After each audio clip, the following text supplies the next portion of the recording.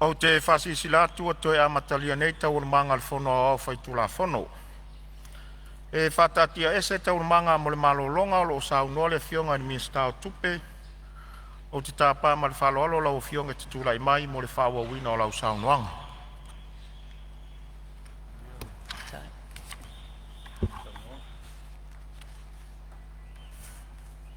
Whaftai lau fionga I le fonga whetalai, lo wawanoa. So e whatalo whātu le pai o le tātou mo ta fono. Whaftai fōi mo le tātou official fono, tātou whaamalo stino. Ia pe o nga pāti ai tātou official wale fonga tau mawha al tātou mo ta fono. Lau fionga I le fonga whetalai. I momoli le anganga al whaftai. Ma le whaamalo le mamalo suyus fono. Sa sau noa I le tala whaatau au tua tupe, lua o lua lima, lua o lua ono. E pe o na whaatino ai whaatatanuanga, mtanga luenga, whaala putonga le malo. I mata upu sala ngai sui mamalo. O le au tua mawhai whaamanino, ma whaala utele mo sila fia le Palemene. Ma le mamalo le atunu o whaafonga mai. Mo sila fia, lau fionga le fong whetalai ma maote al tātou Palemene. E se fulu tasi vaenga o lo ilalo la uwa vaenga wha minista. O le pulenga e whaafoina tālonga ese tau tupe po le Samoa Camping Authority. O le pulenga o tupe whaavao malo o le sifa. O le whaala potpotonga o insiua, Slack. Whale tupe tutono Samoa. CPS. Whaala potpotonga o whaaputunga tupe mo lumana I manuia o Samoa. Nupi wha. Whaala potpotonga o whale po Samoa Housing Corporation. O company wa alele o Samoa Airways. O le whale tupe o ati nae po Development Bank of Samoa. O le whaaputunga tupe teu whaawhainga luenga o mawainga tausi o le UTOS.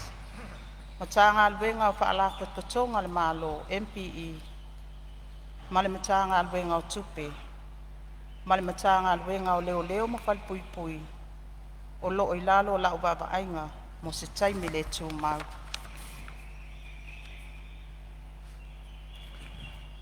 Sasa unoa ni si sui pale alupo si fai pule. Ina ia toe fetu unai lai sene. O ta alonga pinko, ma le toe tu ina atu so soani al pulenga mo le atunu. Lau fionga I le fonga whetalai. Mo sila fia, o le tutongi o lai sene o lo iai nei. E se laus ful lima ta lai le masina. E au fia ai ma le GST. E iai tu langa I te tau na wha amali eina mua. Ai le I wha amatu ina atu so se lai sene. I se whaala potpotonga tu maoti po NGOs. E le whaatanga I nai pisinisi po tangata taitotas. O le tele o masina e mo omiai le laisene. O le mawalunga fo I le nā o le tupe tutongi mo le laisene. Mo se whaataita inga a tolu masina le laisene. E tolu se lau fast full lima ta la le tau e tutongi ai. A se full lua masina le umi o le tau sanga. E afe tolu se lau valu sifulu le tutongi o le laisene. Sa wha mawina le tūlanga sa wha ilo mai le sui a whai pule. O le pinko o lo so swani po kalame a tina e mo tina I te tono le tu malo.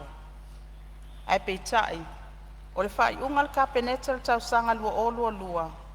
Na ave ese ai le malo si anga I le pulenga. E tu uina tu ai le so swani tau charities. Pili a onga wha apea le a tina e mo ta alonga I Samoa. Ma ua whaase e atu le nei mata whaioi, I le mata ngā luenga o ta alonga, mala ngā oa mo le fia o tangata.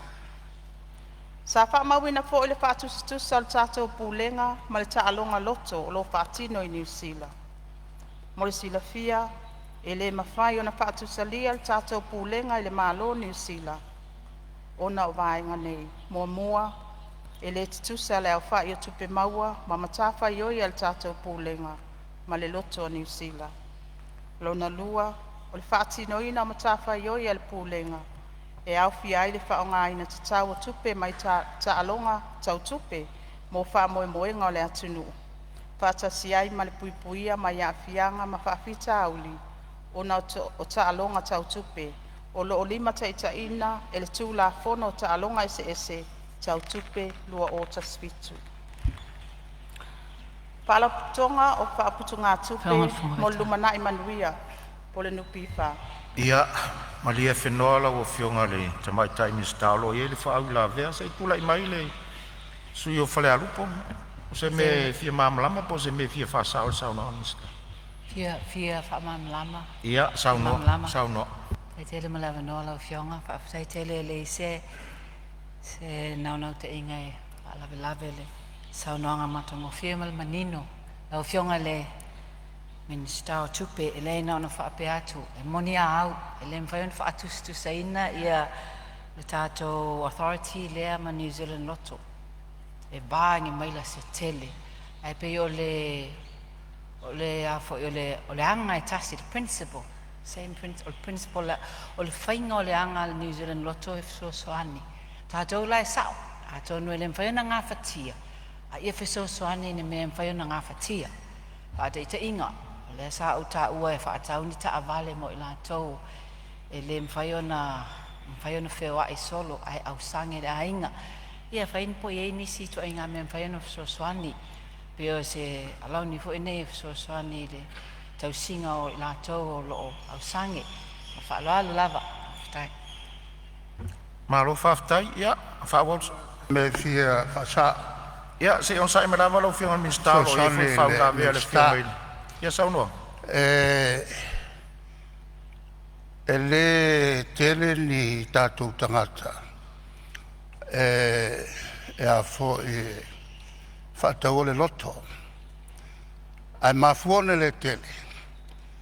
On le i a prices. Ia soa o whaatino le loto lea. E le ainga le o kael. Sa le a prices ma taulia. Ia ma'leala foi lea na lai o na tātou pāsia foi whalai seleina ia toe ngā loto foi loto ia whai Australia e mwhai ai o na whaapopo atu i tātou loto. Tā ua le sene lea na whai mo whatangaina o tātou tangata fo i tā alo i le loto Australia. O na nao o whamasinonga le mea lea. E tā na tāl sangai ia kael, lainga o kael. Sa le tauna whaia. Ia ma na ave le whamasinonga, ma mawaile unga le whamasinonga la e sao. Le mea lea whaia le malo. O le tūlanga la i le loto tātou e taua o na lava le seleni. Po le a lava le seleni e whaia i e lātou ia whaasoa of Soswani. Po le a lava le Soswani Charity Organisation. E afo i e taua o na matala le o lo vaia ia le whalapotonga lea. O se mea le fitaui, le ave o se 4 miliona tala iai. E whangaio iai a o le tūlanga tauna iai, tauna mai ia tupe mai o, e so sani il paketi al malo. A whai o a lia li mai, o lo ngau, e tauan sila le malo, e le mafua anga o le ngau. Lona wenga e le o le lei, e le whatinonga. La stu la lo atu se to tiloa e le tulanga le fatino ai lo taufi e le le fatinonga o le ngaluenga ale fala portonga lea o le foi la moria mai o tele nau le matango ese o la toia pe over to sfululen fa malolo lo no venga e vai tele e le pulanga se to tilo la veiai. Maloti mai la whionga i le teitai i tuangai, ia, tu atu lewa noe Sa no elo fionga ni Mr. Tupe. Ia, whaaftai lau fionga i le whonga whetalai. Manatu fo i lea ua tali manino fo i tu sai fo i ma le whaafsili le fionga ta mai tai whaipule. Ia whaaftai fo i le tai tai o le ituangai. Ia mō whautuanga. Mantua ele i atoas fast food waso. Ia ele i maua lava se lao lao. Ia e wheiloa ia i fo i ma tato whaala potopotonga lea. Ai tā ua te whautuanga o tu ina mai. O le fesili le whaasolonga o le pensione, mo tangata mātutua, manisi o fesili, beto e maua se pasene o nupi wha, peo na masani ai. Wha malulu atu. I le wha pe teipo lol tala o tupi, mauti nua fo e le atala pasene o nupi wha. O le pasene o nupi wha, ua umona wha safua, whaitau whanga uma, e se fulu pasene mo le tausanga wha tupe, lua olua wha, lua olua lima, ua uma o na tuwhaina. Ma le amatanga o Oketopa lua olua lima, na tapu ni aile tuina ato le nei wha amanianga, e tala ina i tua. Le taimi nei, ua toe tuina atu i ala tau saufanga, i to tonu o le nupi wha.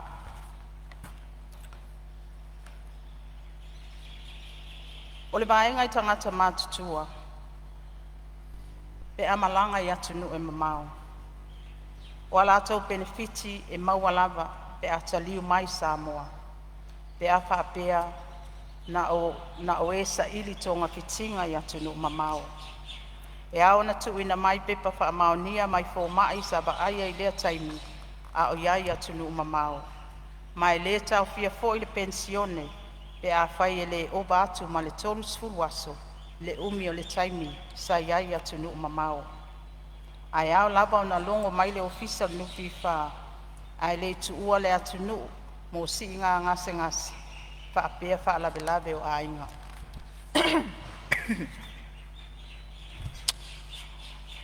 Tato Samoa Airways, sa iai ia le tato sui whaipule, sa whesilingia, po o whea e whaavai ai le mau, e ngau le waalele. O le tali, e whaavai lunga o li poti, wha le tausanga po tato annual report.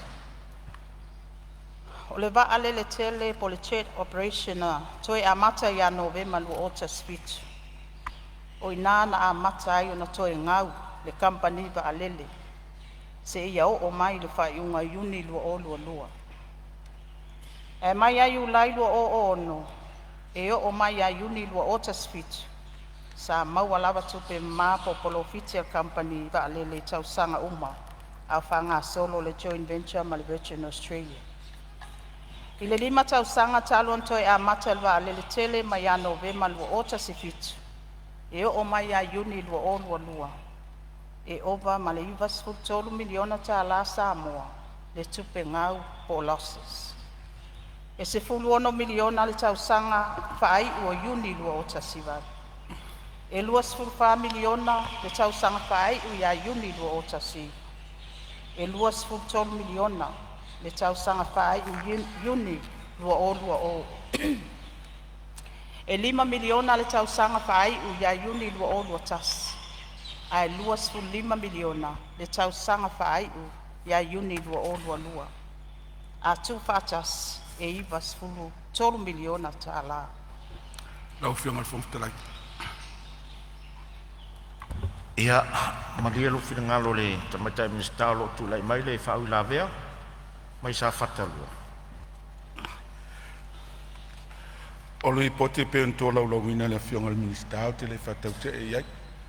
Le poti manino ma le forsia i lunga le whionga le tamatai minister. Au nā li poti uma. O tau o manga le whatau tainga o le maalele. Ele ies taimi o bankrupt ele Samoa Airways. O lau whaamtalanga i lau lau. E le ai se sene tasi al malo. Na i tu tonu le tupe whaanganga po le tupe whaasoa soa le malo. Na tu inatu Samoa Airways. O no Samoa Airways. E rani lalo le o le Business Act. E le raninga lalo le Public Act. O le pe o le anganga na o lau tala. E le ai se sene tasi. o le tupe whaanganga ma le tupe whaasoa le malo, na tuina i le Samoa Airways. E pe o le nganga na lenta mwhai atuai, o le winga la nā lau tala, o whea i le ngau. O na ile ilele se valele. Ai whaftai mo ripoti, leo leo fute malmala mai. Ma tuntau au ina umo ripoti nei. Ripoti o whatau tainga mfuafuanga. A wale nganga ilunga. A wai el teltonu. E i teimi o lea mo waitu fasili ma tupe whaupopo o le valele. E tu maulo mo le mau. E tele se vanga tupe. Ma se manuia o le tātua tunu. E maua mai le valele. O na le tulau. O le sari popo i nei, ma fai fua mata i nei. Isi company valele ma isi atunu. A le aisi la Samoa. E pe o tulanga na tau fai atu. Lau fionga i le isi fatau te e au ripoti. A pe o tulanga na. O nau te le Lopez temi o bankrupt te malo. Ia Samoa Airways. E whaongai le upule o ngau. A leo tau talatu.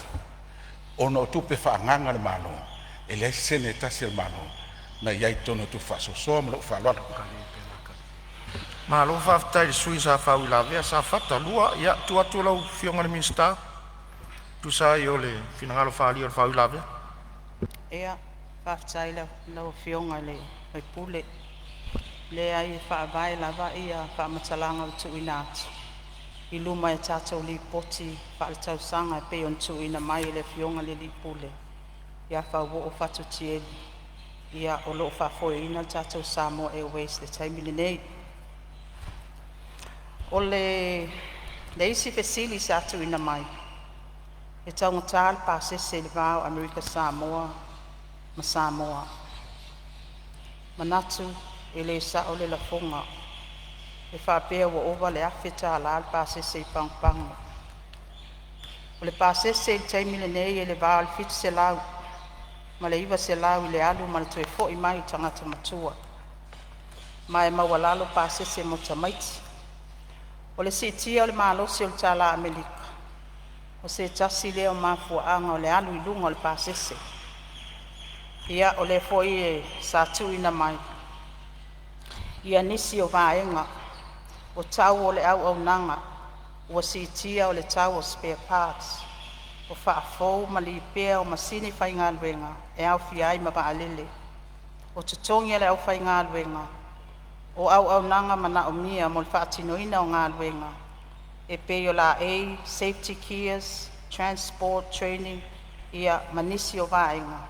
Ia a tonu o mafuanga ia waiai le sitianga le pāsese. Ai e le sao le whaamatalanga le. O wātu le awhita la le pāsese.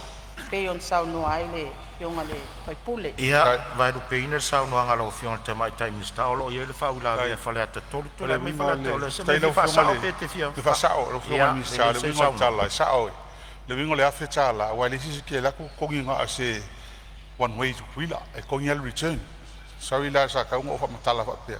Wai fofua le taimi te malangai. Ngā wai sa ngō mai fiku se lau, varu se lau.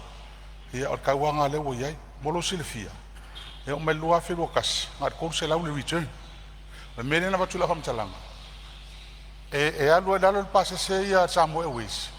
E alua i lunga le pāsese le siwa lele, o ngā mai le i lalo. Le lang talo tuai, e quantify mai. E kang quantify me rana le tunu. A le cost le involved. A wai lo utal tunu ma le whamaun. E le o se kou se lau, Amerika se kau.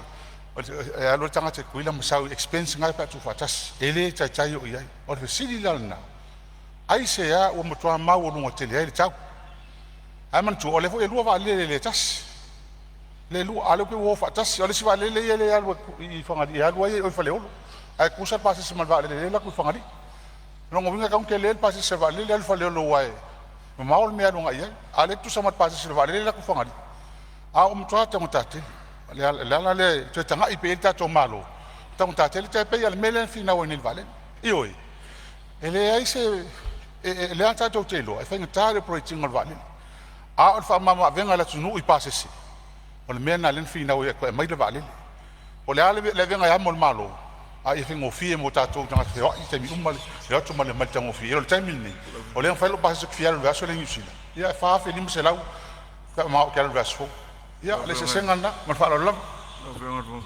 Ia, o lo tūlai mai la fionga sui Palemene. Se tūlai mai lo fionga Aftai, sui Palemene.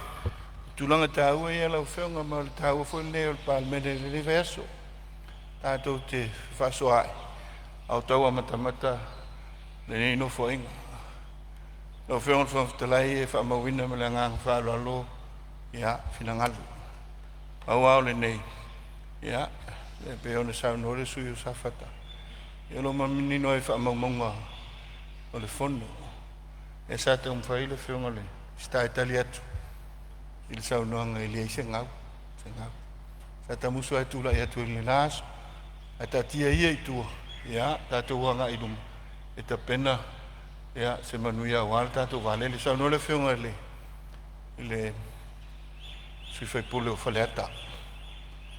Ia, sa lolo tala noa mai le. Luas futo sang te ruai. Oi. Mai asila sila i le Yesu. Te pewe o wala ngā lua se te mea uo iai. I le tūlanga pe ona iai. Masani ona sa tala no whainga whawai.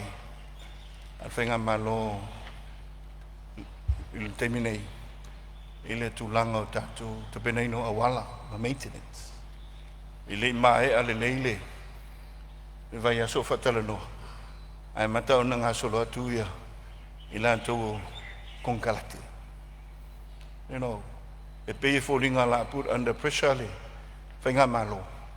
Ona nau te inga tau. O si whia umai leo te tau mwhia me ne aso. Ai ona ole. Ngā luenga le mota le neima le tau mwhai ai. Pio lea te tau wahi ona pa ui la lore tau. Mai e mawhai ai fōi ona. Tue ngā linga whatia i tātou. Nea ti na ero lumanai. E ta tia ia le vaenga. O lea ngā ruru. I tofu ngā luenga. Tātou tangata. Le ngata pea ona silsila. O mataun si tia. E tongi mau lalo. Rona no toinga. I alu pe ilunga le tongi mau lalo tātou tangata. Ia ngā whatia le tūlanga o e le tau soifo. Ati nga e. Whai tātou pisinisi nu i tua. I ma whai ona ngā whatia mea ia. Aisa e leo toi tau mo fie. Soifo. Ia non whapena atu. A o le tāpenanga. Tātou te amata nei. Ai se sele ai. E lo manai manui o alum whanau. Malangang whalolo. Malo whaftai. Ia o E lo fionga lewa se mea fia whasa. Ia se i tūlai ma lawa lau fionga te itai o le. So soni fo i le fuafuanga al tātou malo. O le tūlanga lea e wawhaina i tātou. O le lea i o se competition. E le si le fia uma. O le tau vanga. E pa ua i lalo tau o loa. Le alava le tūlanga po valele. Po lea o le tau vanga. Tau ni whai. Ma lalo foi lea na tau whai masawa i lalo ia tau o tātou pasese. O tau vanga al tātou la va. Al va na le sa tātou ngā lue whatasia i ma se tasi o Company Australia. E na walu. Ka kou vai a ku. E na ua whaile study. Ma ua maile study tilo e cabinet. Manatu lor cabinet e silong wha moku le a foi le tātou joint venture lea. E wha alual tātou va. Le lan toi whaola mai ai le 2 miliona tala. Mai il company lea Australia. Whatau ilo tātou. E le umina whaongal tātou vai whatau ilo ma le whaelave lea o le misela le tāo fiai.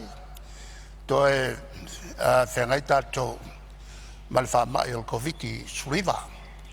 Le alana len tāo fiai a le teimi le ana toi fuafuai le vai au mai. I se tau e mau lalo tele nal tol sulua fe i le masina. I le koe maua le mele ngā. Ua misi a ka koul pasi. A le la e mātou t'whalongo atu. O le atu e tau mwhaile tātou mālo e toi tilo. I se si au wala. Ia. O nai tua lalo na. E so sani fo i ati o tau o se mele lei. Tātou vai pe mai pel tātou valele. E la ia mwhai ai o na maua le a fo tau vanga lea. e mwhai o le pau. La fula lea na tula e toi se sui. I tu tuila. E leo iai se tau vanga e kompania e loa. Lau whionga e le whomftalai o se tuala loa tula. Malo whaftai. Ia, ala tuatu lewa no lo whionga sui Palemene e tari foi tau e vaenga leo. Ia, o leo a whamawina le nganga tumut whaloalo. Saunoanga mamalu. Pe au na silafia. Ia le tulanga le competition le vama tutuila. Ia o tele tau sanga le ese competition. Se vanga na le talo foi ways. Il nei taimi. Ia ese. Sa ia i foi le. Samo e ways. Ia so ia. Ia pe ngale le tulanga ia. Ia na le buleva le to iai. Ia o le tulanga le na le o to le terminei. Ia i le tatou valelo lo tau mawhai. Sa no foi le whionga i le taitai o le tuangai tau mwhainga te aluai. Ia, i tere le sona. Mai ai le lua whi male ono. Ia, e o mai le lua sufitu. E o mai le lua whi. Lua sifuru lua tasi le sa iwa. Ia lo mua mai ona sila to iai whainga malo. Ia i vaenga ia. A le nganga moni ai tuatu na mea. Ia, o le manino le leit whainga malo i tūlanga mwhawhitauri. Ina ia te pena ai. Se tūlanga le lei, mō neima le lumana. Mai se atangata tu mai whapitoa. Ia mesia, ia lava le, se leni whaanganga le malo. Ia e tapu e haile vaenga. O le atina. Ia se whataita inga lau whio. O le atunu anaru, le atunu lai titi. E pe fitu e ana valele, pe iwa e le motuno. Au le tele o na valele, o valele tuai. Au lo whaile la ku kago. Whaile la tu kago. Pena le lua tolu, ia e li se valele fou. La tu whaanga ina fitu se lau. E maisi. I pe lisi le vaenga lau whio. Pea anu whamtala atu. O ia i sa ili linga. Ia ale nei tū mat whainga malo. Nei emanuia, se tatu atunu mana ngang whalolo. Lau whamawina. Lelo, whanga mana ngang whalolo. Ia, malo whaftai. Ia, tūlai mai le sui sa... Ia, whanea tai whawau sauno. Whaftai lau whiongo no le sauno ngale. Sui Palemene, o leo kalango ko me kai lusu ko sankaruai. Ale no fatu lau tala, lua fe lua tasi lua. Mai o teleson tau tala le mele infa maunga. O le vale o i neima tuila, e leo suia, o le vae tasi. O le fiu o le alui pau i lalo. O le vale le lua fe lua kasinga, kou se lau return. Lua. Ke ia ora fasani, waru lunga whapea. Lela tatu, tilo le malo, wal vale le kako. Pe e se an mafuanga. Pau ala le fisiti, waele kakau, o nga kongi o nga maurunga ke le whapea le kau o le alu kuila. I kai mi, ma whala lava. Whonga te lai. Ia, malo whaftai. E tūrei mai lau whionga le sui Palemene. Ia peila o le vaenga le nā lau whonga. O lo manino ai tonu pēnu sa noa le. Tūranga tūla whono. Ta oto ai. Me se fo ia boards, mai la tau. E pruvinga, ia tūlanga la. Nga luenga le malo, la vek whautuanga. Tūlanga whapena. Ia, nānu whapena atu. Ai lo fua e company valele. Le mela te ngaftia, a me se le long te le. Tu so male se lau valu sul miliona. Ai no lo wa ave ele le message ale feonga ile sa vema Palemene. Te pena le ina ia va te au mai se va lele mo se tato tulu. Io le nganga le na. Ia, malo whaftai, msalo lewa sao no le whionga sui Palemene. Le si foi vaenga pe mautua e mata i tua ai le tau mutal pase se langa ia isi se charges se au le airline fo le nga ka fio se charges mai si koinga se charges fa pena ia e ke lo te mi sa fa ngal nga fo ia wir company pe ma fuanga na au le airline ia vaenga na le ni tu pe tau le airline na vala to lo ia lava vaenga tu ia e le airline tu langa nam salo li si tu langa na o le ata to te fa pe ai o tau muta tele passes. Ia ali fo tatu se mai ia le mfain tatu fatu stu sa lus fu tau sanga taru ai mal nei vai ngoli so i fuanga o tatu ia tu lai mai lo fionga te mai tai min sta fa wau sau no Pa tai lo fionga le fong petalai manatu fo in olna wa batu manino tala ai batu so soani lo fionga al pai pule apa pe fa in tale al valele ia lo ia ba alalo se la lus fu tala lo na winga e te fo i whaalima, ia, i te tuila ma inei, ia, ai o loo e ngawha tau lima ina, tau al pases. Au whionga ne, honga talai. Ia, se i o sai marava te mai tai mistalo. Tu mai falavi, fauilave. E o le ala pe milion al pasi ser kuila mfenga kuila. Ale tal no fala o tele tu malu la tunu. E tau malanga valia. Au tau ta tele. Ma o kal kong vela o fiong. E kile ale mfenga se va alalo. E oi, tal no male. E me ita tu tal no manuela o tele la tunu.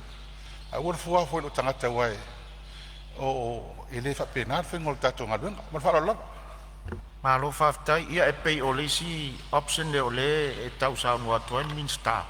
Ia wai le tutu sa uma ya tangata mo la tu tama o inga ui o lea. Ia ta o toa tu lau fionga min sta tu la me fa wau lau sa unoanga. Ia, o le fesili a lau a fionga le faipule, o nā ua tali atu. Ma fisosoani atu le option lea. E mawhai ai ona e ngā fatia lau walu wha alima i tutuila. I se tau ngofie lava. Tato se e atu i le isia tato mta upu. O le se tasi le nei o vaenga o lo ave e wha mua mua le tato whainga malo. Manatu fo'i ua tele saunoanga mpetalainga. Sa whaailo fo'i tono mautere nei lau fionga i le fonga petalai. Ia tafi e sea fuala au whasaina. Maisi o tato watunu. Ma ua tātou wina lea vaenga o se mala. O se mala i tono le tātou watunu. Mai o se vaenga o se whaafita auli o loo whea ngai pea mai tātou. E le ngata i to tono a inga. O to tono o nuu ai mai se ai o alalafanga. Mai ai le tal tonunga. E le mawhai e le mtanga alwenga o leo leo. Una fight o tasi le nei ngā luenga. O le tātou ngā lulue whaatasi. Mai manatu fo. O le whaalupenga ai o le mta ngā luenga o leo leo. O le malu leo le atunu. Ma le malo. Mai so se soli ngā tū la fono. Mai tā ua le tātou ngā lulue whaatasi.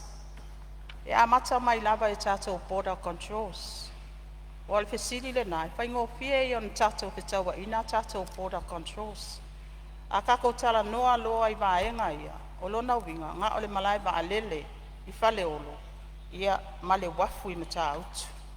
A le fesili, e tū lai mai pea, o malu pui puia, ma saunga le mū, sa vai a toa i lona whaata amirisanga, ma upolu, ma manono, ma apolimu. Ia o vaenga le nā e te tau o nā vavaai ei fo'i, ma tau mawhai ei fo'i, o loo tau mawhai ei tātou whai ngā mālo.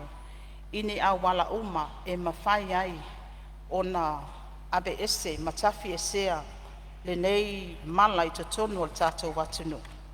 Mai ei le tal tonunga e tātou te ngā lue whaatasi. O le amatanga o le masina le nei, sa whai ei se whaalau i loa, ale matanga aluenga o leo leo. O le te e atu lea i fuala au whasaina. O say no to illegal drugs. Ma o se whaalau i loa e whaatino i tausanga atua por sfulua masina. Ma sa abeila ulu i le matanga aluenga o leo leo. E te tau ona role model lato. I le te e atu lea i fuala au whasaina. Ia o e whai ala tō drug test. E le ngata la mta ngā luenga o leo leo.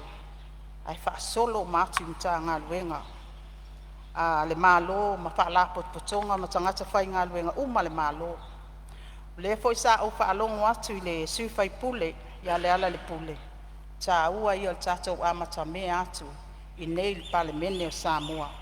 Wai manatu, e a fua mai maunga manuia o nu. A wawa ai mai i alo ma whanau, o loo a whaina i le aisa.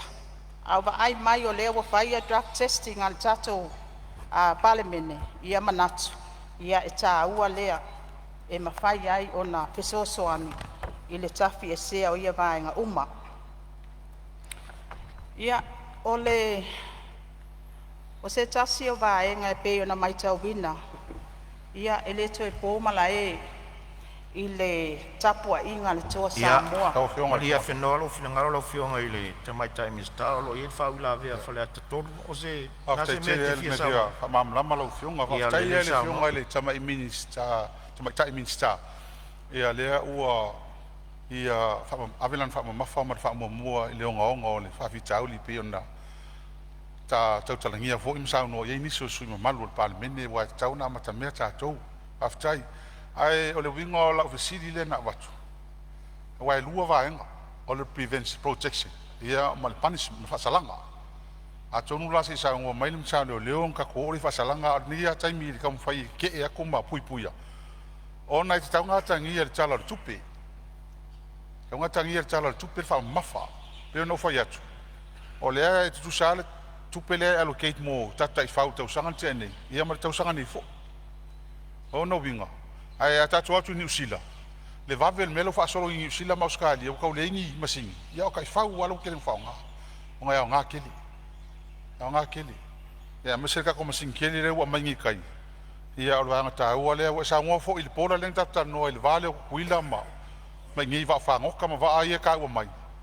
Ia ka kai pe a whai ua. O la ho yes fu fonga ia mea. Ia desi vai ngata ua. Ia o whasalanga. Ia o stai mulmuliani la pe asa ia o lo fiso leo. Ai whaftai lava. Mo le whamamafa ua avel vanga le. No whionga whangwhtalai. O whionga whangwhtalai se Ia, me vi vasa. ia, se tūlai marawa lau o whionga i le taitai leo tuangai, mo se me via whasao. Se sau noi? Malo, o le tulanga lea wa ia e tātou tale noanga. E le taum whai e tau whiofi. Ia whala au whasaina wa fia e tātou whanau. Mai o tātou poda fo i matutuila.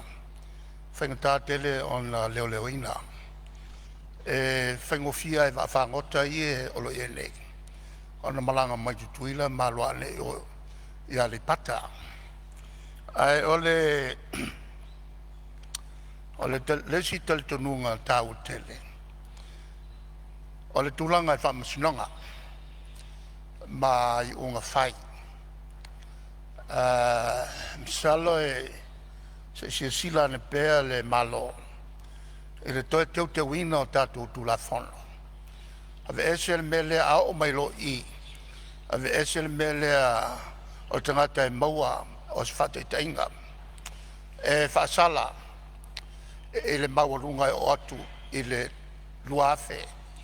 Po le lima luafe tā la po le whaasalanga o atu i le fia tausanga o whalpuipui.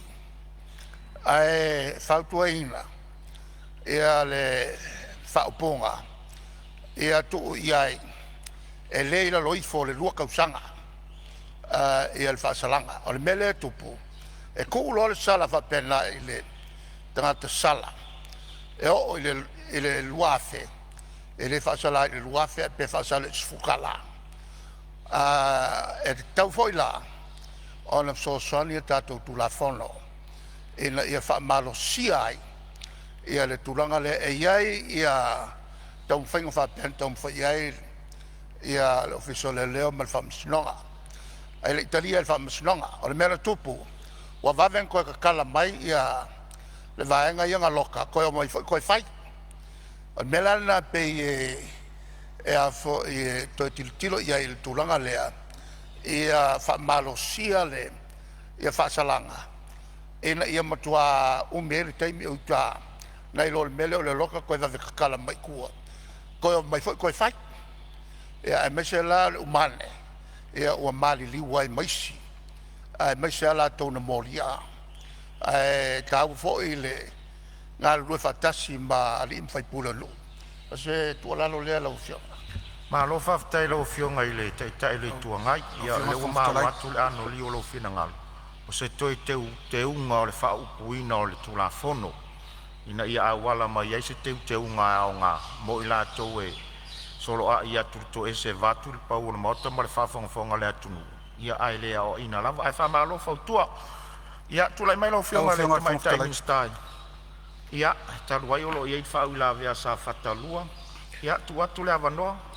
Se me fia fa mamla pe fa tele le fiong el tomai tai minsta se me fia fa sa ola o fiong me fia fa mamla fa ya sa no ya Whafta i atu le whātāua ina o le tūlanga lea. Langa lea saulanga e tūlanga wa onga. E iei foi si loa la i titi me nei o drugs. I le prevention. Ona avea uma whaingaluanga i tonu o le wāal whaamsinonga i Amerika, Los Angeles, ma onga, whai mea o cultural differences, ma suia ingo wanganu.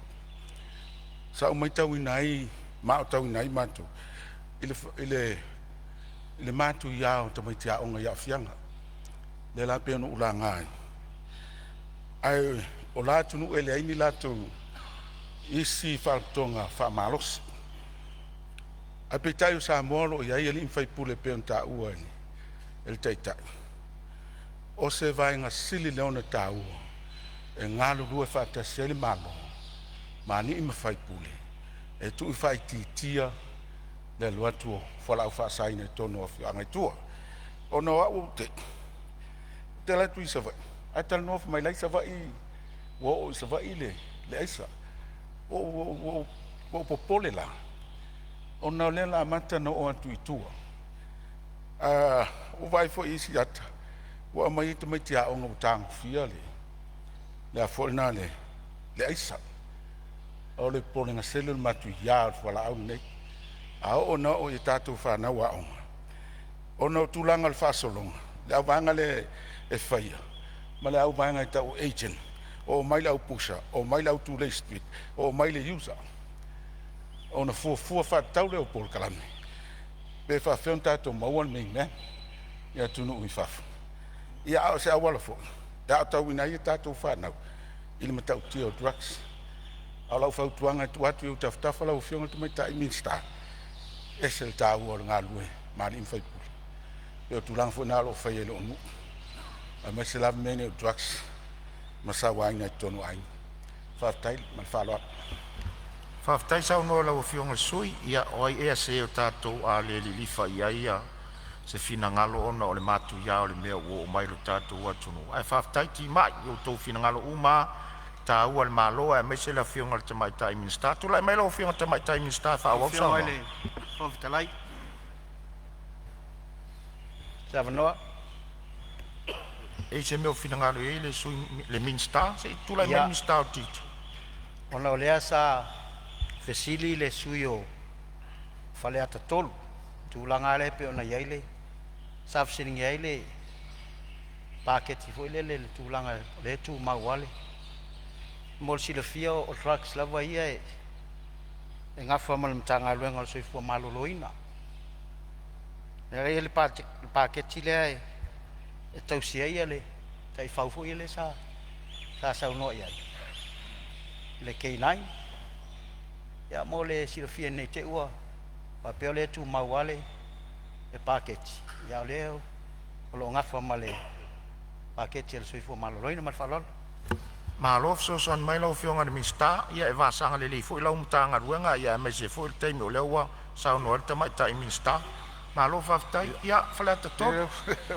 Igi ke o se la vai a pe a ngai lalo le mtanga ruenga le whionga de minsta, 2.7 million ngai, lua salau fiku sulu afi ngai iai kau sanga ke ngai kou maua. E le orek so sangi e kuru se uso vangi na whionga de minsta, ngai whapopolang pakeki, ia lai lalo manwhalo lava. Whaftai, ia, tūna mai lau whionga de minsta, whaawau lau saunoa. Whaftai, pina ngalo manatu whautuanga. Manatu fo i e tāua i o whautuanga o tuina mai. Ai, i aile manatu. O alu i tāu ma whaafi tāu li o loo whiangai mai tātou i teimili nei. Vai mai tātou tutoi fo i lava i o tātou ainga. Tātou loto i whale a inga e tau o na whamautu. Ina ia mauti noa, ia toi fo i lea fiafi, wala auta maiti o mai le loto. Ia ai mai sei fo i le whamalo singa, o pule ngā li im whai pule. Ia ai mai se le whale o whai au e anga i ai alo ma whanau. Pe i o vaenga i o tau mō atua, o na watele suinga o nei asu. Ia ma o tiute fo i a tātou mātua. Ia e abe pea le wala au, le tau wala au i a tātou wala ma whanau. na ia tātou tā pena ina I lātou ia o ni whānau e tūlai mai e whaawawina ngā luenga lei o lo tātou whaia I le taimele nei. Sa mai tau wina I le aso sā ina ua maea le lakapi whaamanuia ina fo I tātou toa Samoa. Sa o wā ngai mai le taulanga I pia. E te I ale loto, ma te I le waainga. I le mai tau wina o solo ngā ta vale. Ialo ma whanau. Ua pei le tātou taulanga wa pia. O se taulanga e le iaini pūlenga le lei. Na ua mai tau wina, ua whaasolo atoa, lunga le awala tele. Sa ufesili ai le sui komsina. Wai ea na amataina nei paanga tama, o tu ngata avale. Ia atonu o se sports e tāua. Ai ua mai tau atu. Ua le ai se tua oi, o le whaatupuina o whaalavilavi. Ma sa o mai tau wina, se iai ni whaalavilavi tau tāvale. Ma sa iai fo I se niali sa abe I le maota ngase ngase. Ina ua tūlai mai se whaalavilavi tau tāvale. Ma ua whaapopo ai, ngā luenga malu o le malo. O le ofisa o tinei mo, whaapea whale mai, male mamalu le au whai ngā luenga, ona o nei a mionga. Sa mai tau wina foi, le filo ngia ai o whanau witi. Tupulanga tala vou, matangata wa tau matua ina, I le soifua I nei whawhitau. O le fesili, o le a tātou whataita inga le lei, o loo whaatino mo tātou whanau. O loo whaamoe moe ai le lumanai o le atunu. Ia e tofu al tangata malana tali. Ua mou atu waso, o le pati ta oto a whee pō. I so o se whaanga tama e tau sinio, ma abe fua ai a tātou whanau. Ai a le tapua I leo leoa, a mātua, manuu. Manofo te talo ia manuia le whaanga tama ma le sairi ngā mālo. Ma ua matua mana o mia ai, le tātou ngā lulu e whātasi. Ma ua whātalitala noa foi, ma le sui komesina, pe le wala ngā tatau, na tā ofi nei whaalinga tā bali. Pe a whai ua bea ma se awanoa, e tū lai mai ai ni whaalabe labe mātu ia. Ua mai tau atu foi, o loo tango fia I foi le aisa. I nisi o mata o vaenga e pei o na tūlai mai. E pei o nisi ia vaenga la o fionga I le fonga fetalai. E tā ua I lava. O le a lava se whaama I te fau e wha tūlai mai. E te tau o na fesili. O le ala na vaenga tūlai. O ani whaama nianga e maua mai ai. O rafo I ni a fianga. I tupulanga talavou ai mai se ai o le malu puipuia ma le saunga le mua o le atunu. Laua fionga I le fonga fetalai. O nisi foi o vaenga sa saunoa ai foi I le mautafono. Le tāua o le ngangana. Fai mai a le ai se ngangana. E le ai se atunu. E le ai se nu. Ia manatu. E a fua mai maunga manuia o nu. Mai a fua atu le palemene le nei, whataita inga le lei. Le alava sa whaailo le tae au le nei, whaenga watula I mai, I le whao ngā ina se seo le ngangana. Ia o le au ngani, a le minister o tupe. Po le sui minister fo I o leo leo lo tula I mai. Ia fua atu le maota le nei, e tātou whaama ite I mea le lei. E ala I whainga whaavae matu la fono e si ti ai le malupuipuia, ai mai se ele le nofo fi le mua o tātou tangata. Mai tā ua ai le tātou ngā lulu e whatasi.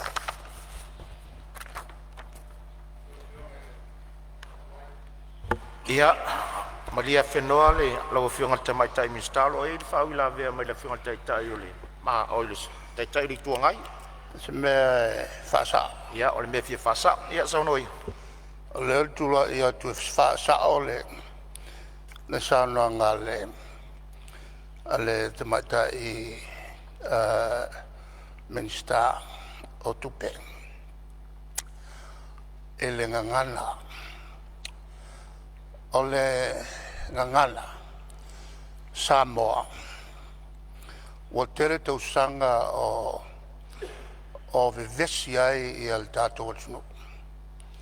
Na I Amerika, e mana o whaatuai le ngangana, I Amerika Samoa. La tau na una ia le ngangana Samoa. I Australia. La tau umai na musu e fiai. Ia le malo Samoa e wala. E le vaenga le onga Ministry of Education. Ina ua toi te liu mai. Wale hei se mea mawhai. On tā sanga mai lola I le malo. A wai te tau o na hei se malo. Na te au ninga le ngana. Le malo wa tuto tas. O le lana o mai ai lea le tula fono. Ma pasia lo I atu il Palemene le nei. Ea le Commission ngana Samoa.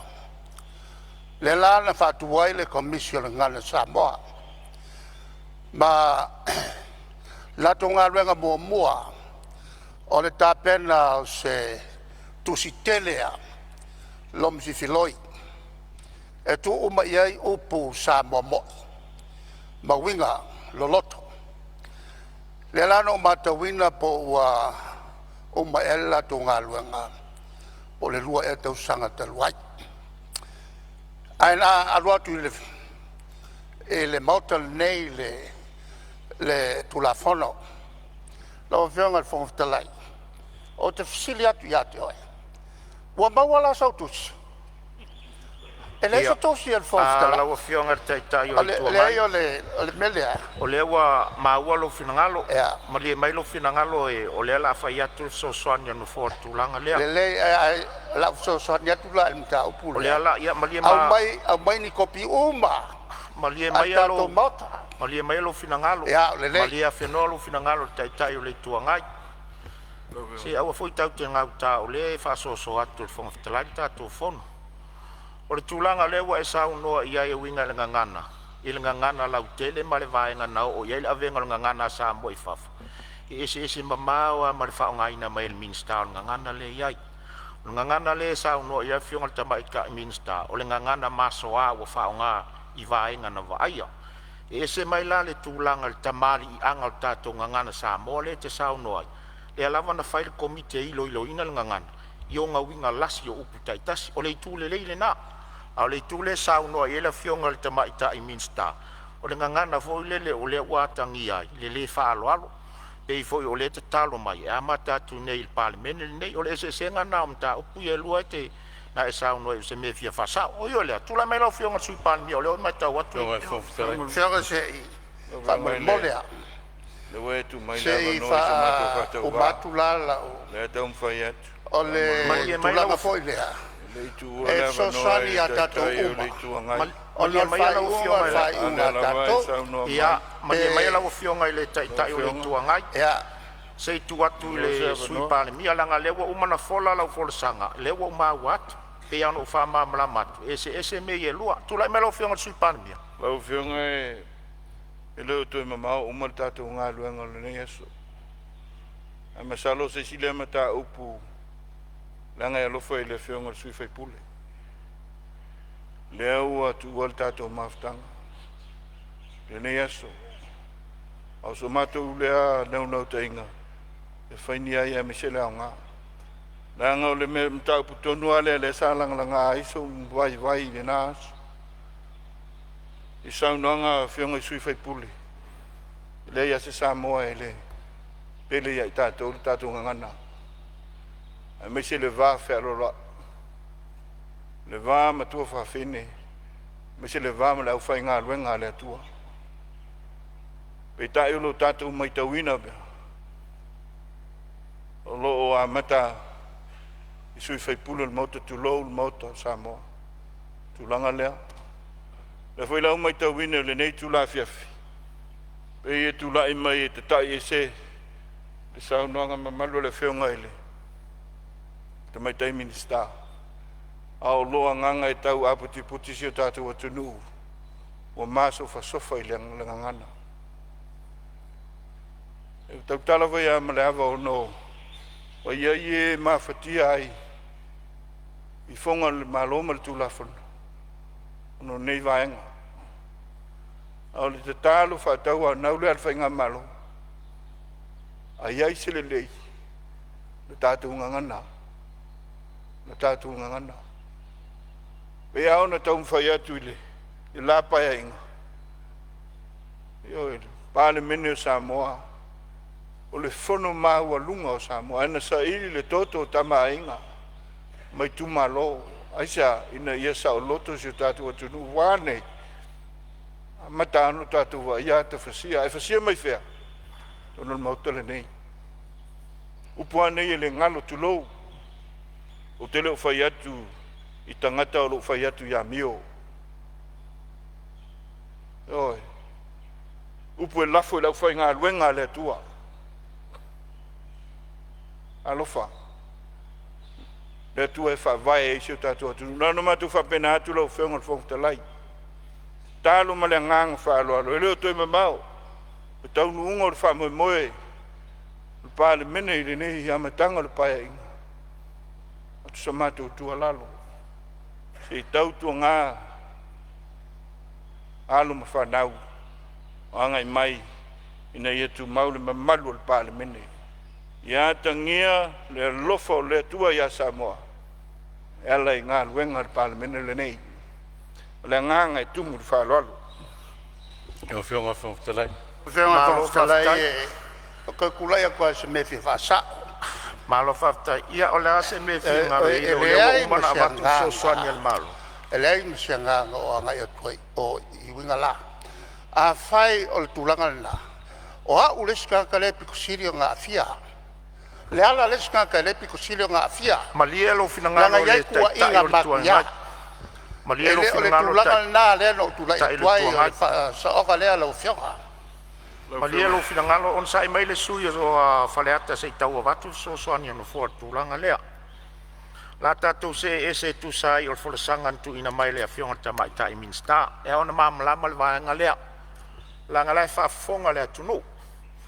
Lea whai o whaatino le tiu te o le whonga whitalai le tu lau sola ma le tae awa. Ma fua mai anga ngana i tono le Palemene nei.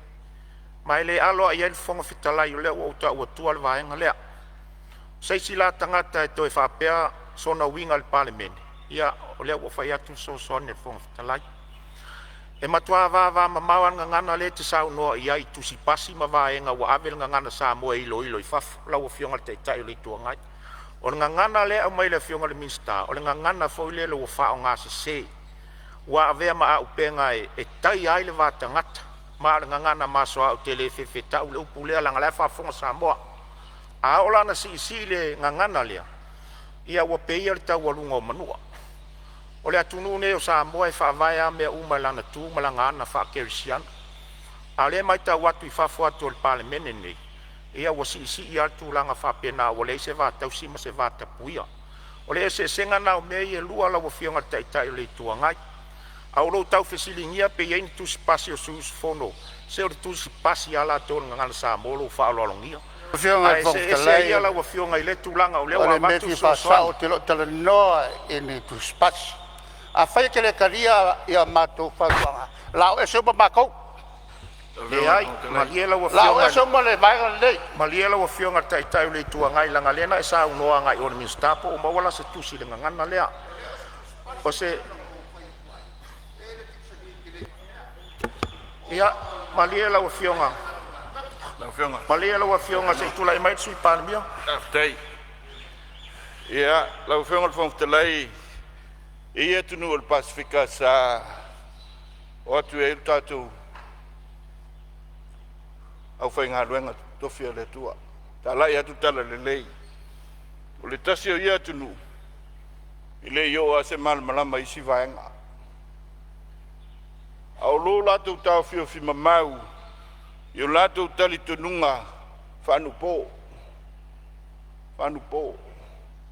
Ai afua mai ina ua whapeane. O le vata puia i le vala lata. Lau whionga. Mele le tati wa aia peia so. Wa velu tatu whalo alu. Ai ui mai te apolo. Whatu mawina i pei tātou i le melea whapongsa. Manino i o saunanga le taitai o le tuangai. Manino a whei ai te tai ese. Saunanga le whionga. Min sta. Ai se ai te tai ese ai. Ina ia whaau pea le ngā kuenga lo latu whaia. On sai mai lau whionga te tai le tua ngai se i E mo ta se o ia le le whakupua sai mai lau whionga te tai le tua ngai se i Sai lo latu whaia. ma lie lo whionga o lea lava e whaatangata matuatu tātou whono whai matuatu. Se i tani le malo tua inga lena tuatu. Le foi sau noa o loa fia. Ia ia se tala. Au nei. Marka peneta. Whainga ia o porkiki o aso la whaasu tau sanga. Au whionga wha lua nei sau noa le whionga te tairo tuanga. Toi titi au whaia. Teu ar whatu. Teu ar whatu. Au tua atur sau noanga lena. Ia whai mai au te tango whaitau lan tusi. Sa au whaitau. O te muso e o iai lau tala il melea. Au le te talo whatau anau, le nei paia inga fou. Ma natu le paia inga o tuanai. Ma natu le paia inga o tuanai. E le iu le tapua inga Samoa. Paia inga o tuanai. Au le atu nu e whawai le tua. O lo nofo te talo, le au whai ngā luenga le tua. A wā whaifo lau whionga, ma le Palemene. Le ala lea na ona mātou, whātau tau le mau. Whiongae, whaipule. Le tai o le tua ngai. La mātou te talo lea. A wia tātou te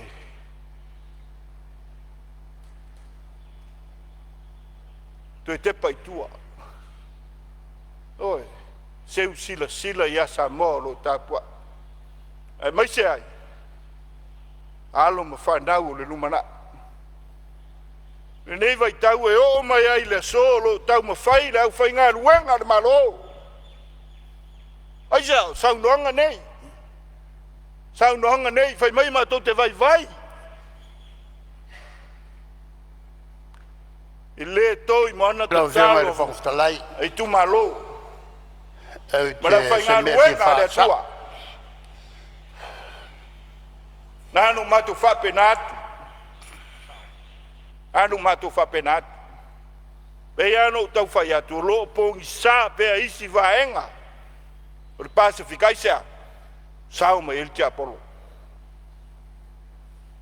Le atu nu e whawai le atua. Ia manino le sila whaalea nganga. I meo lo tutupu. So ne atu le lau whionga whongtalai. Ma lo whaftai. O te manatu foi maarilia sui o lo tutulai mai, se e watu se soani anu whoal vaenga lea. La ngā tātou toso lola au wherwhere, o toso e mali tātou ngā ruenga. Ua manatu le whongtalai, o la whaangata ilim tā upu lea. O lo whafonga mai Samoa ma whait whamasino Samoa. Ai peo no whai atu. Lei se nganga tātou te toso fono mai lei foi se nganga whapea tātou te toso i se meo manao iai pe whina ngalo i se sui. Paua lea o le fia whaamama lama o tūlanga o lea uo i ele tali al malo. A o lea nganga o lea o le minsta o lea na sa unoa iai. O le ngangana o whao ngā se se e le ngata o le aso sana o na mori mauina. A o winga ma le whao ngā ina o le ngangana lea o tātou o lea tunu kerisiano. Kerisiano le amio, kerisiano le ngangana. Ma isi vaenga uma e pele tau whamatalai nātua le whongwhatalai. O le melea, o whaangata mta upulea winga le vaenga lea. Ala tuatu lea vanoa, ia le sui whaleata e sisi me ese mai for sanga whangfutalai le wa. Ona whionga o te le anga i mta upulea o te anga i mele sa sau no mai min stau tupe. A lewa usta ia lo finangalo. O le ase vaenga o le me finangalo fia whamama pe fia whasa. I le tūlanga o le mele sa fia maua tu le tāua al sau no anga min stau tupe. Ia au te awat foi vai malu poenga wa pe on silfia o le pe am vai tangutu nei. O malai to afile mu ai. Malai o le file mu, malai o lai foi pangta. Le foi le o te fai tete. Ia o le tatu te nei. Fa mo to afile mu ai. Ia tatu territoru na vai ia o ngal tuspa ia pe ona sau no ai lo sunga le ao lo fionga le montalai. Ia te whangwa le li tau mui le sai na ua angi ni matangi. Tātou te wha moe fo. O teimi e le mautonu ai. Ea mai whina ngalo le li. Ai pe ia ngai lau whamtalanga ono le tā ua le sau noanga. A le fionga le minsta tupe. Ona sa o ia ilau ta alau. Lau launga le vaenga lea. I le tā ua le vata puia. Ma le vā whiala roai. Ma le tātou vā nofo le maoto le Palemene. A me se la vaenga le sa sau no el min sta tu pe sa ole na o tele mo le po la sa ile ele ngate tono Palemene al va tua o i tono fi anga manu wale lo tu pulanga tua o i tangata wa vele fi le mta o pulea a o so di el va ta pu el va no mala al fanga a me se le tu le se fia e se mea e whaile le asusa. O mtoa matu ia e si whanga le tu. O au tele i fia mea le peo na sao noa le whionga minsta. E te tau am te sila i le ofisoi leo. Tau na whaile le se mea ina ia tūlanga le iai. Au ane a vere nau le mea lea. A me le anga ina ile ngol tatu o tunu. O tapua ingalawa ia Samoa na e sila fia. E mata le nofo mtapua ingungu. Al mele iai. Tole. Eu sawa bia matai o mato nu se wana la tala tele wala tupu se vives. Le po le sa. Ona ole ai se tua oio. Pe ole mena la ino tu watu te le tu watu stu langa foi le ia. A o tu watu lango. Ina ia sila al malo. O sila le ofisole. Pe tala fe ngai nei mea. Fai tu tonu ala fanua o tatu tu nu ke visiano. O ala mena o tu tu ele o fionga fo talai. Whaftai mo lav no, whaftai lo whionga mi stautu. Whaftai ia, se sila la le mana i o le saunoanga tima. Saunoanga e pou ai i tupulanga o le tātou atunu ma le whaafonga mai e Samoa. Whaamalo, saunoa whatamari. La tuatu le avanoa e whauau saunoanga le whionga li tamaitai minsta.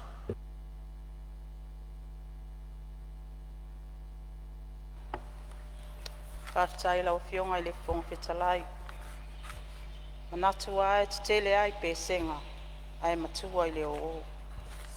A salauta tonu tai. O nisi o vaenga sa o iai sau noanga sui mamalo o tātou Palemene. Sa fesilingia nisi vaenga i le pau o le inflation rate i le tasi ma le 8% le tau sanga whaaltupe. Lua o lua wha, lua o lua lima. Ai o loo tau ngata, still expensive. Ai pea nisi o loa, pe o le pusa moa, o ia maisi o loa wha pea. Ai o te le itali atu le fesili sa wha atu ina mai. E au lava ona wha manino le ese esenga, o le fua wha atatau o tau o loa, ma au nanga. Po le inflation rate, ma le tau o le soifuanga, po le cost of living. E feso o tai vaenga nei e lua. Ai le tutusa. O le inflation rate la wa fionga le whongawhetalai. O le fua lea i loa ai le sawa, po le televado e le si itia o tau o loa, i to tono le atunu. Ai e le fua ina ai, po o alu ilunga, po o alu ilalo tau o loa, actual prices. E fua ina le inflation rate i le fesuia inga o tau o loa, ma au nanga whaatino, e se lau ono sfutolu ia o loa later tonal consumer price index po le CPI basket. O nei o loa mau au nanga le CPI basket. Sa wha mau wina i le mai ai o le Household and Income Expenditure Survey po le HICE, e whaonga e tangata lau tele i aso taitasi, e peio mea aitau mafa, o pili o ele tise, o mō li maisi, ma o loo whaamawina matu whatasia, le tatou ofisa o numera whaamawina, po le Samoa Bureau of Stats. A mawalunga lale inflation rate, o lona winga, ua sawa, pe ua tele vabe le si itia o tau o loa. A mawalalo le inflation rate, o lona winga, ua tele ngese le si itia o tau o loa. Tau o le soifuanga po le cost of living. O le tau o le soifuanga, o le au whainga leo tupe whaalu te tongi ai o loa ma au nanga. E whaonga i asa uma e peo mea tau mafa. O pāsese o whewa inga i ta avale mawaa. O mana onga tau soifua malo loina, whaapea te tongi o le tise ma le vai maisi. Asi tia la le tau o loa ma au nanga, o ta ua ilunga, o lona winga, o tau ngata fo i le tau o le soifuanga. A wae si tia fo i tupe, e mana o mia le tau sia ina ma le whaatu mauina o le ola manuia le lei. Ia pole nau ta inga e maintain le lifestyle. O se whata i ta inga. A whai on tupe whaalua le a inga i o loa tau mafa le tau sanga o tua na i le lua olua whai 5 se lau le masina. Aia o mai le tau sanga nei o si itia le 5 se lau 5 sefulu le masina. O lona winga e se fulu pasene o tau ngatai po wa si itia ai le tau o loa tau mafa. O lona winga wa si itia le tau o le soifuanga. Ai a whai e 12% na si itia ai le inflation rate e tau sanga le nei. Pe a whaatu sa atu tau sanga lua olua wha o lona winga sa si itia tau o loa i le 12%. Ai pe tai o le tau o loa tau mafa le si itia mawalunga atu i le se 10% na i lo le inflation rate e 12%. O lona winga o le tau o le soifuanga mo lou ainga wa mawalunga atu lona si itia.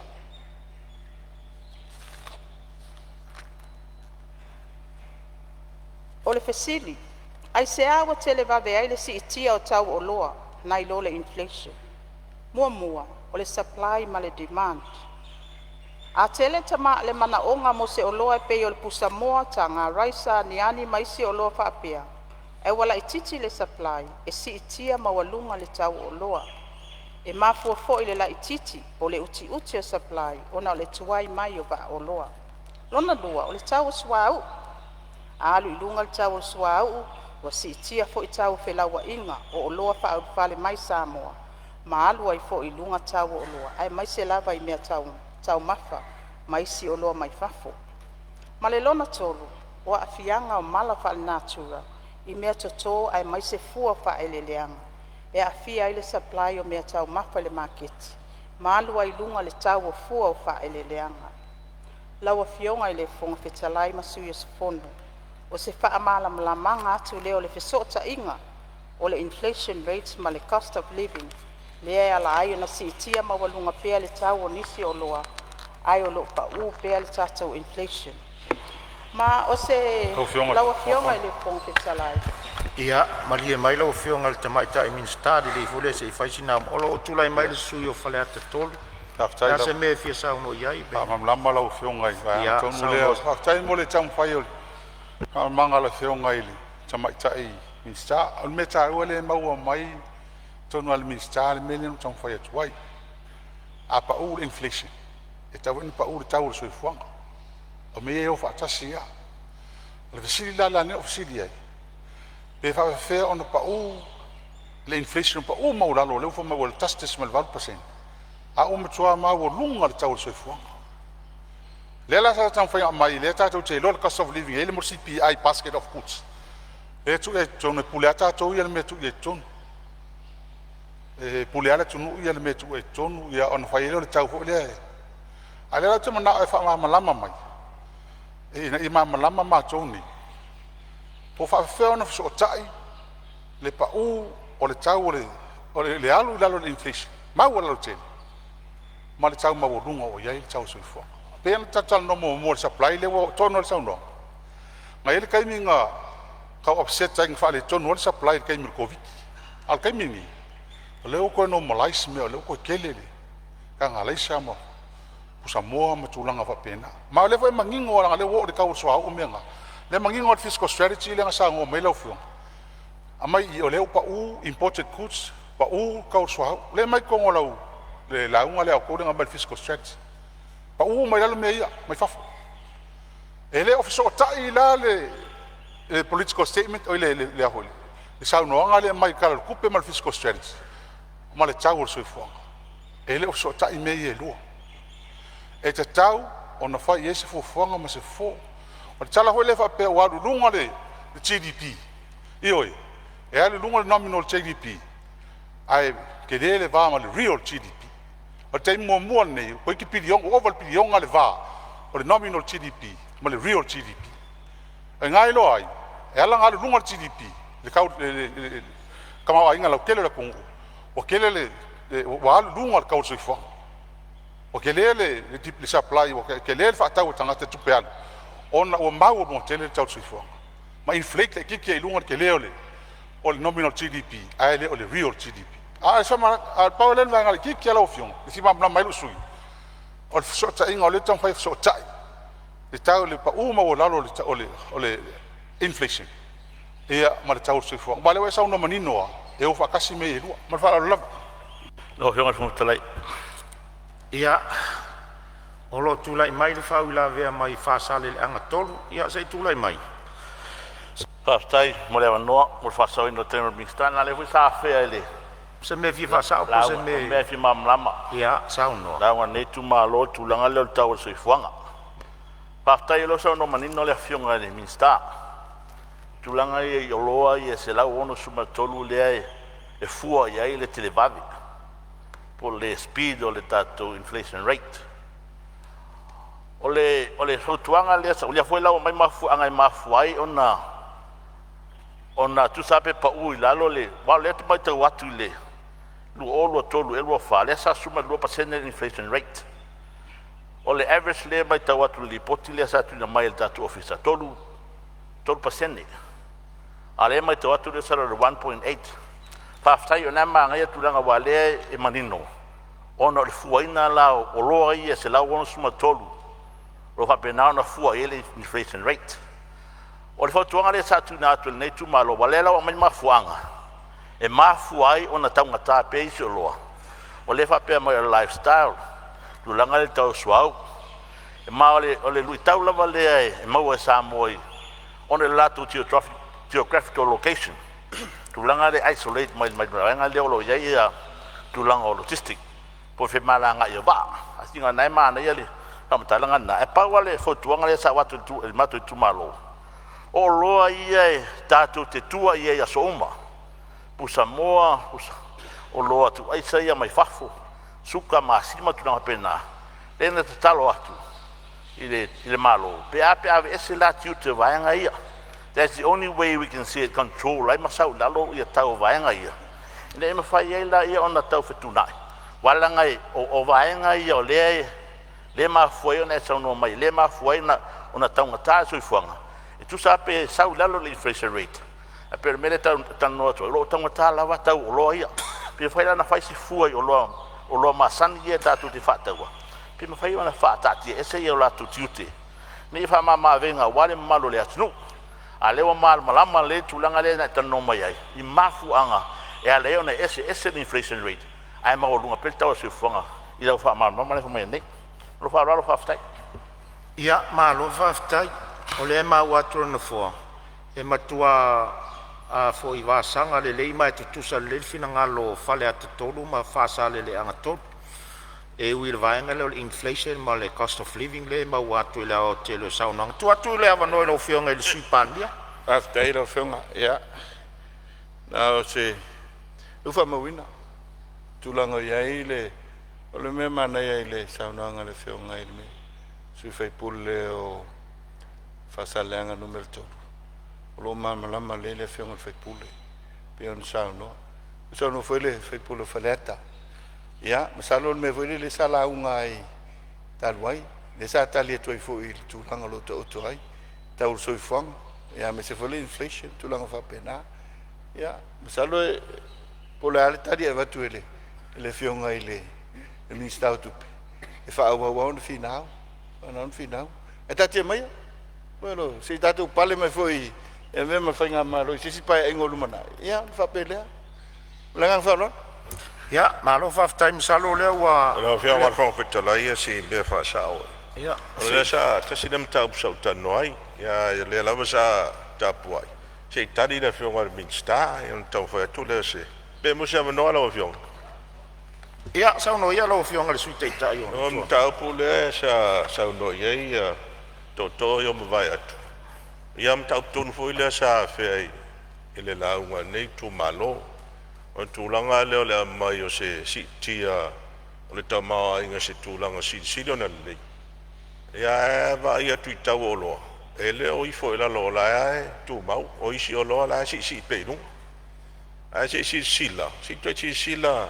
O leo tano tui tūlanga hoi o lau tele o whinga whawai lau tele o momo. Me ia tau tupe ma a fia tau o loa. O tele anga i tele le inflation ma tūlanga na nai manino. Malama. Apa me si sila i le tūlanga leo le competition commission. Dei ai. O le competition commission. Whawai ro tūla fono. O le mele tupu whatatia asset price control board. Ai whaonga competition commission. O competition commission la. Ele fixing up e seti la tū tau o loa. E tū whaua pisi nisi e tau wahala tau. Na pawal bala to fa yo le monitor competition. Ia wane i fa yengi winga ho ie tau mi ai competition. Al mele te si la vai le tulanga po le leo na monitor le commission competition. Wal mele tu pula o matau. O pula al fa to lo e to na lo.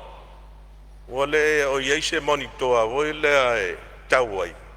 Ina i ta fio fe ma be ese ye tulanga ho le o tau mi ai e fa tau wanga peila le me hole lo tata noa ma o fa tasi ia la fa yolo ia tatu tau le la o tatu ia o mo lunga tere tau lo ia a fina ngalo vala to e o tasi tu lunga la si lunga tau la to lo ia le na tu langa na ai lo le o na monitor le commission there e tau lo bo fa si leva le to ya mo se lisi ho le tau lo le mai il price control board.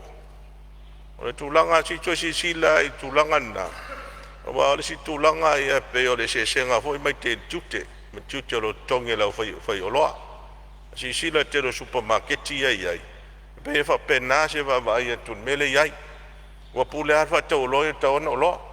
Ai lo ma losi se va tau wanga. Competition. A mai e lalo. O le tūlanga na e tau na ai. Ia mela na sawe lo mar komisi le tonu e o matai tu ma o e asi sila i tūlanga le ala o fionga se sila ne le vanga na fa tai mo le no ala o fionga ma lo whaftai tūlai mai lo fionga suipan mia Ia, le sa tamusu ai o tele me ia la ngai le tele su mal malama na se vai ai le au sa noa o le tūlanga ai le pa u o le inflation. It doesn't mean o le o komeki ai le e alu lalo le tau soifong. O no ese o le se tia le tau soifong. Fuai le tau mua. O lona lua lau fiong. Dipenda tatou le import. Te le tatou. Whaalango i mea au mai fafo. Lala le tau mwhaia ia tatou milion. I tau create le singa manufacturing ma le production i tono wal tatou tau ainga lau fiong. Siwai wa ainga lau fiong. Eu tutongi o tatu tanga whainga luenga. Le foi si sila mai. Wamata si ilunga i tatu minimum local wages. I le tūlanga le nā. E masi me mulmuli le lau whiunga tele isi me. Me mulmuli. Ia, a me se fwil tau le. El tise matusua vai ne vai tau. I wha pena. Ia tate musu a e talatu na mea pe o na nganga le nā. Ma le paiau le Palemene. Ma tu tau mwhai atu. O lea whato a lima vai aso lau whiunga. Ia. O mea lena matu angai mai. E o lo tau tuitutu. Tau whau ai. Se lumana i manuia. Lau whio. ma lo whaftai lo fionga suipan mia ia manatu le sui o whaleata ia le ufa pula e le tali le malo le utali e tuai mai fa malu wat fo le tali fo le malo le tali muli le na ale wa o malai o lo finangalo va pe vo finangalo fa sale le anga to ia manisi finangalo nga falia Ia o lea ua pia no fai atu, ele i fausia alo mai se aso e tasi. A o tau fautuanga uma mavaenga na, o lea ufa mawina uma ele malo, pau o lea, ia tato fusi le fau o malo pia no fai atu. 5 tausanga lea la faasanga tu e faalele ia uma mea lea o tau sao no ma ia i te taimini nei. Tu atu lea vanoa le ufionga ni minsta. Paftai la ufionga le, ponga fetalai le pso soani mai ngā luenga. E ufa amawina matalia uma fautuanga wa tuina mai.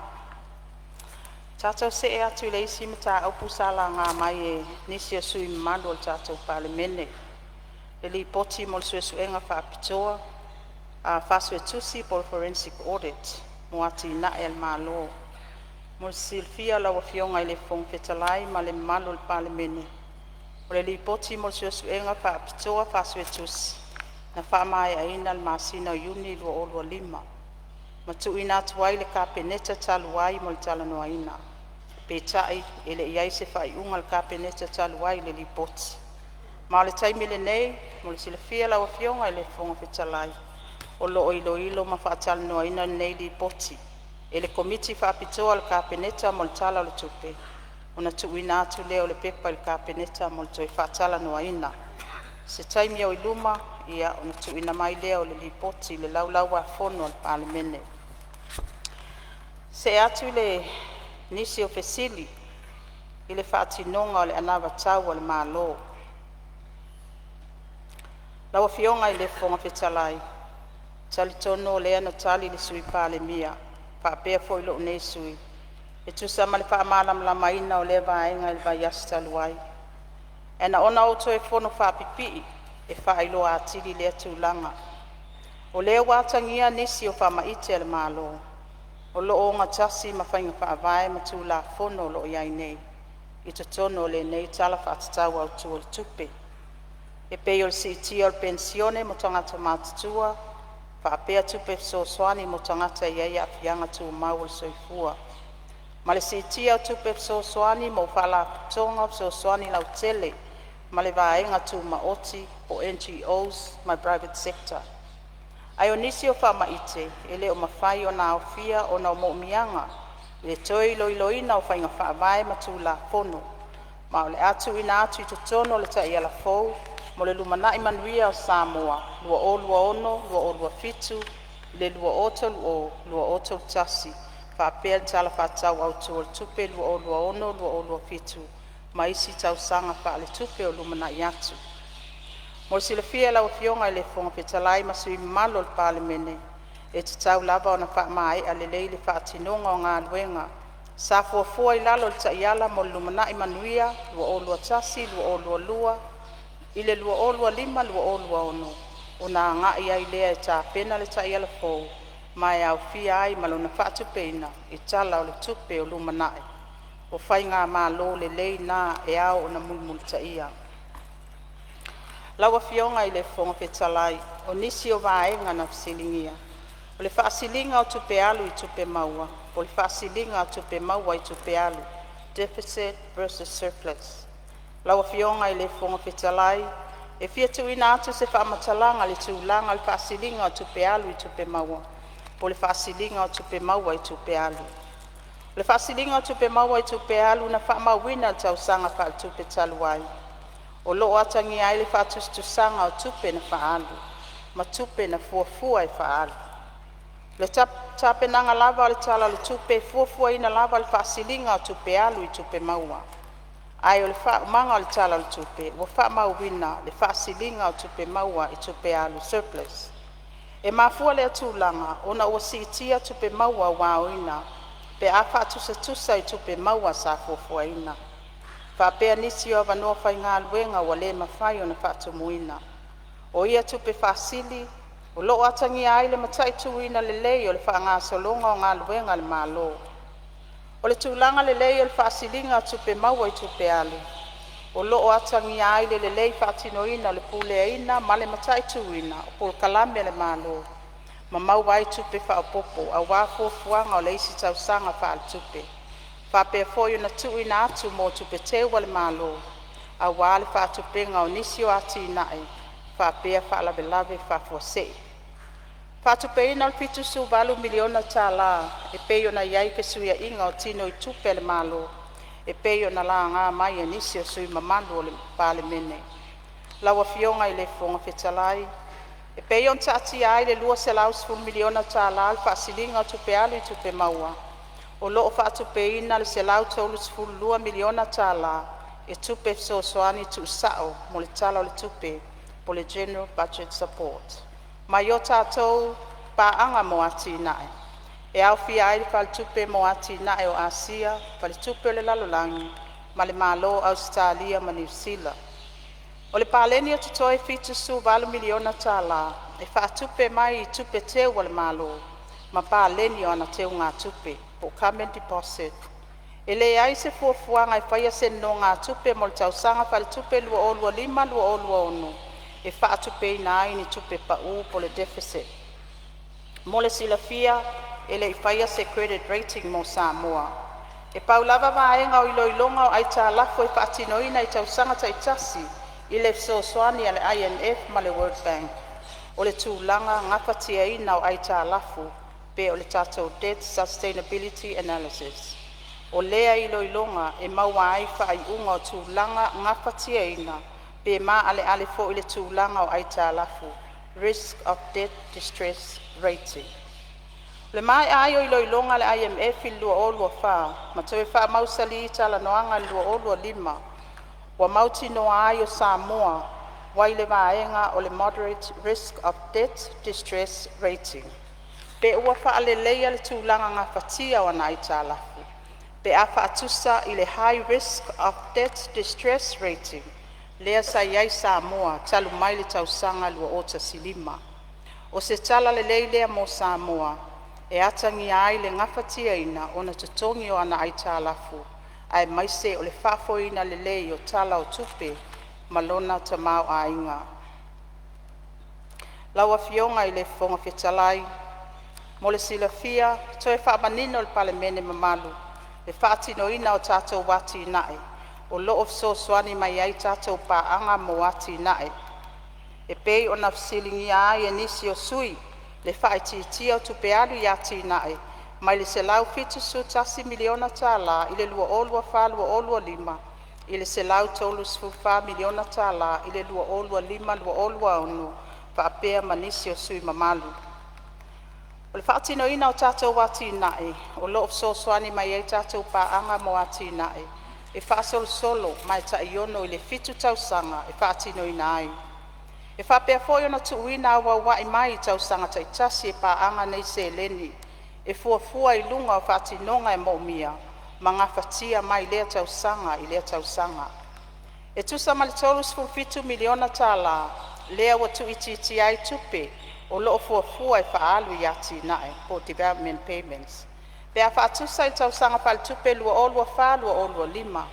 E pei ona tā ua I laulaunga le tau whaatau au tua le tupe, nisi o vaenga, ma ua whaalau te le atu, lea tali ona o nisi o vaenga nei mua, ua maea nisi o sosoan tupe a nisi o tātou pāanga mo ati nae. Lea sa sosoani mai ai le malo I lana tali ngā malo, mo le Fonotaga whaaululunga malo le tau pulenga, po le chokom ia Oketopa lua olua wha. O le au whainga, lima tesi maleono miliona tala, I le paketi lua olua wha lua olua lima. Lua, o nisi o atina e te tele, o wha mai al tausanga wha al tupe lua olua wha lua olua lima, e au fia ai le Polkalame, o le Pasifika mo le tali atu I suinga le tau, po le prep. O le poloketi mo le tapueina le suawai vai singano, sa mai ai a mati lua olua lima, mai le aise tupe whatatau mo le tausanga lua olua lima, lua olua ono. O le Vaisingano Catchment Project. Poloketi mo le sosoani COVID-19 le soifua maloloina, sa whatupeina le whaltupe o lalangi, lea sa whamae ai a aperila lua olua lima, mai le aise tupe fuafuaina mo le lua olua lima, lua olua ono. O nisi fo yo ati na e Polkalame sosoani whamae ai lua olua lima, lua olua ono. Ai wa uma ona whamatu atoa mai le tupe mai paanga I lua olua wha lua olua lima, e au fia ai poloketi mo le sosoani mo vaenga o turisi, o loo whatupeina e New Zealand, Samoa Tourism Recovery and Resilience Program. O te vai rupeina le saunoanga la wafionga le tamaita i minister tanga ruenga tupe. Ta luai wa tato tulata mai fo tato malo longa masani ai. O te fasisilatu wa fatatia ese ta urmanga le fono awa fai tula fono mo lana malo longa le fiafi.